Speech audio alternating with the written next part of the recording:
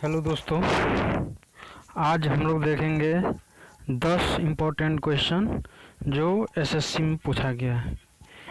तो चलिए दोस्तों देखते हैं हम लोग 10 इम्पोर्टेंट क्वेश्चन क्या क्या है जो एसएससी में पूछा गया है। ठीक है दोस्तों, तो देखिए पहला क्वेश्चन क्या है।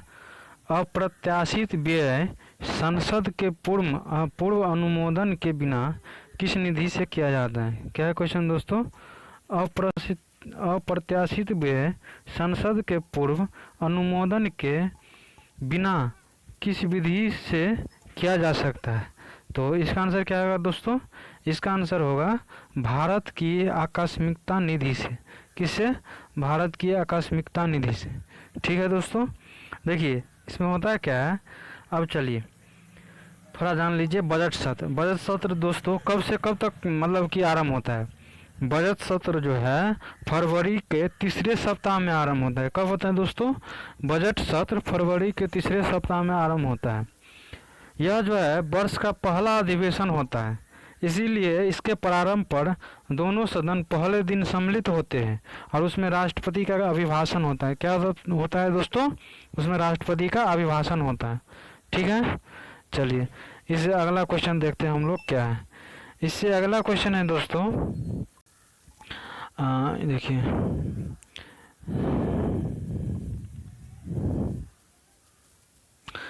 इससे अगला क्वेश्चन क्या है दोस्तों। देखिए इससे अगला क्वेश्चन है संसदीय प्रकार की सरकार की एक प्रमुख विशेषता है। संसदीय प्रकार की सरकार की एक प्रमुख विशेषता है। इसका देखिए पहला ऑप्शन क्या है, कार्यपालिका का नियत कार्यालय। क्या है दोस्तों, कार्यपालिका का नियत कार्यालय। दूसरा क्या है, कार्यपालिका लोगों के प्रति उत्तरदायी होता है। क्या होता है दोस्तों, कार्यपालिका जो है लोगों के प्रति क्या होता है, उत्तरदायी होता है। कार्यपालिका विधानमंडल से अलग होती है। कार्यपालिका क्या होती है दोस्तों, विधानमंडल से अलग होती है। चौथा ऑप्शन क्या है, संसद के प्रति मंत्रिपरिषद का सामूहिक उत्तरदायित्व। क्या है दोस्तों, संसद के प्रति मंत्रिपरिषद का सामूहिक उत्तरदायित्व। तो इसका आंसर क्या होगा दोस्तों, इसका आंसर होगा 4। तो संसदीय प्रकार की सरकार की एक प्रमुख विशेषता क्या है दोस्तों, संसद के प्रति मंत्रिपरिषद का सामूहिक उत्तरदायित्व। इससे अगला ऑप्शन देखिए क्वेश्चन क्या है। देखिए इससे अगला क्वेश्चन क्या है। देखिए ये है आपको क्वेश्चन क्या कर रहा है दोस्तों, 136। मंत्रिमंडल सामूहिक रूप से उत्तरदायी होता है किसके प्रति। मंत्रिमंडल जो है सामूहिक रूप से किसके प्रति उत्तरदायी होता है, राष्ट्रपति के प्रति, प्रधानमंत्री के प्रति, लोकसभा के प्रति, राज्यसभा के प्रति। इसका आंसर क्या होगा दोस्तों, इसका आंसर होगा 3। क्या होगा दोस्तों, 3 होगा।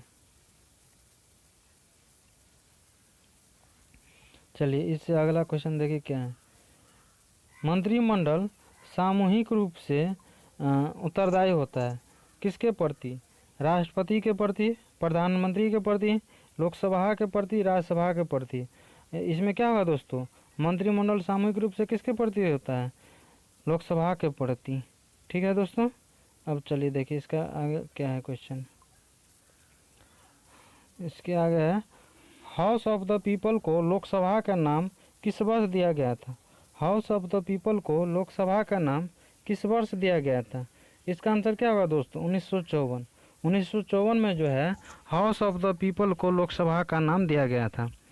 चलिए अनुच्छेद 79 में जो होता है ना दोस्तों, अनुच्छेद 79 के अनुसार संघ की संसद के 3 अंग राष्ट्रपति, राज्यसभा तथा लोकसभा होगी। अनुच्छेद 79 के अनुसार क्या होगा दोस्तों, अनुच्छेद 79 के अनुसार संघ के संसद के 3 अंग राष्ट्रपति, राज्यसभा तथा लोकसभा होगी।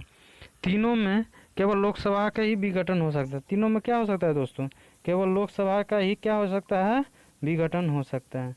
चलिए राष्ट्रीय एकता परिषद NIC का अध्यक्ष कौन होता है। राष्ट्रीय एकता परिषद NIC का अध्यक्ष कौन होता है। इसका आंसर क्या होगा दोस्तों, प्रधानमंत्री। क्या होगा दोस्तों, प्रधानमंत्री होगा। चलिए इससे अगला देखिए ऑप्शन क्या है। संसद जो है किसके माध्यम से सार्वजनिक व्यय पर नियंत्रण रखता है। संसद जो है दोस्तों किसके माध्यम से सार्वजनिक व्यय पर नियंत्रण रखता है। पहला है महाधिवक्ता, दूसरा है नियंत्रक एवं महालेखा परीक्षक, तीसरा है वाणिज्य मंत्री, चौथा है वित्त मंत्री। इसका आंसर क्या होगा दोस्तों? नियंत्रक एवं महालेखा परीक्षक। चलिए अब ये देखिए इसमें क्या कर रहा है क्वेश्चन में, भारत के प्रधानमंत्रियों को निम्नलिखित में कौन सा कालानुक्रम सही है? पहला क्या है? इंदिरा गांधी, दूसरा है जवाहरलाल नेहरू, तीसरा है क्या? मोरारजी देसाई, चौथा क्या है? चरण सिंह होगा। तो देखिए इसमें देखिए सब जानते हैं भारत के पहला प्रधानमंत्री कौन हुए हैं? जवाहरलाल नेहरू। देखिए इसमें ऑप्शन 2 में भी है और 3 में भी है जवाहरलाल नेहरू, तो ये हो गया। अब देखिए 3 और 2, इंदिरा गांधी और मोरारजी देसाई।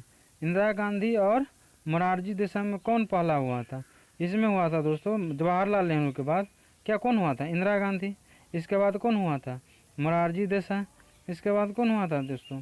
इसके बाद हुआ था चौधरी चरण सिंह। तो इसका आंसर क्या होगा दोस्तों? इसका आंसर होगा 3। क्या होगा दोस्तों? 3। इससे आगे देखिए क्या है, इससे आगे चलिए, इससे आगे देखिए क्या है क्वेश्चन।